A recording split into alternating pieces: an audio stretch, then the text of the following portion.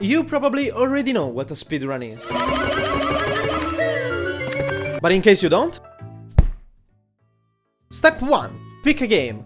They go from easy to this makes me wanna commit a violent crime. Step 2. Complete the game at the most ass-whopping speed possible. Now, I first stumbled in speedrunning a couple of years ago. At the time I was in my Zelda phase, meaning I spent all day watching every available Zelda video on YouTube. Now, during these important researches, I stumbled on this video. The Legend of Zelda Breath of the Wild. Any percent. World record. I remember I thought, world record? That's pretty fast! Fast is cool. So I clicked on the video and I was almost blinded by this guy pure awesomeness. Now, in case you didn't know, this game starts with a kinda long introduction. Basically you wake up, get out of the sensory deprivation tank, get the iPad, get your homeless clothes, learn how to jump, how to climb, then get out and look at the beautiful landscape of Hyrule. This usually takes a couple of minutes, but the guy in the video, he's a speedrunner. He gotta go fast. So he got out of the tank, yanked himself to the iPad, then instead of getting out of the cave like the game obviously wants you to, see, they even pointed the camera at the door, he jumped on the wall. Then he took a photo of the tank with the iPad and got sucked into the wall. Walls aren't supposed to work like that? I know. Then he ran to a nearby bokoblin camp and stole their stuff. That's actually pretty normal in this game. Crime is common in the Zelda world. Then he got to a nearby temple and there he picked up a bow and a pot. What you need the pot for, buddy? What you gonna do with a PP pot, huh? He picks up the pot, pulls out the bow and... my eyes were glued to the screen. I couldn't look away. After a bit, he defeats the final boss, finishing Zelda Breath of the Wild in 20 minutes.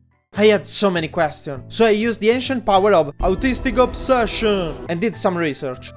It all started in 1993 with Doom. You know, the game people run on their toaster as a meme.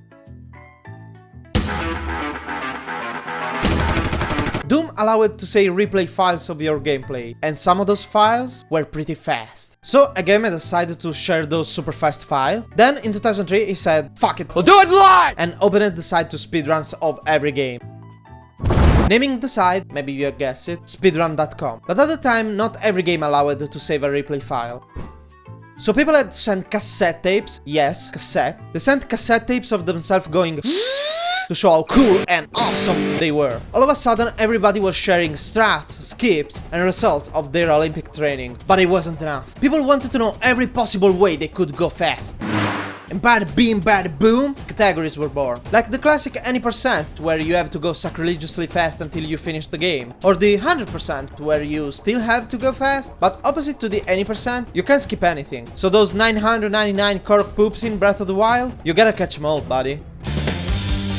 But categories got really weird, really fast. The wildest I found was, how fast can Mario flash you his nipples in Super Mario Odyssey, aka nipple percent? Apparently other 500,000 people had the same question. The answer is 13 minutes, by the way. At that point I was done with the research.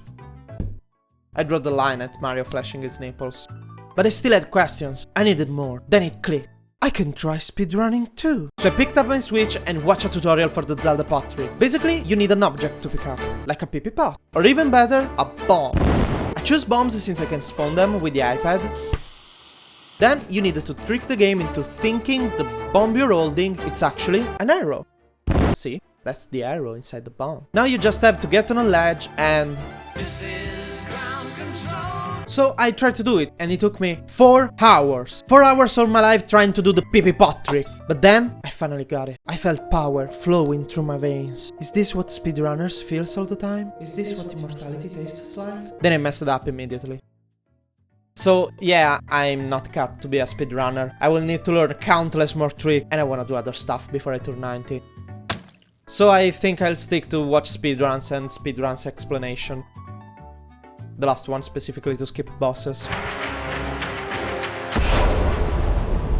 But that doesn't mean I will be bored. Let me introduce you to Games Done Quick. Every year, for a week straight, live on Twitch, the biggest speedrunning personality reunites in a single place to get ludicrous on video games, explaining to you how they're beating the shit out of Silksong while they do it. The biggest speedrunning event of the year, where records are broken and carpal tunnel is unlocked.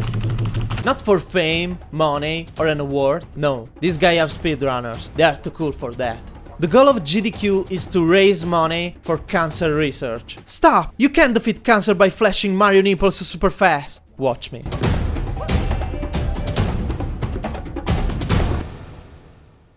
Since its foundation, GDQ raised $58 million. A $58 million punch to cancer just because people gotta go fast.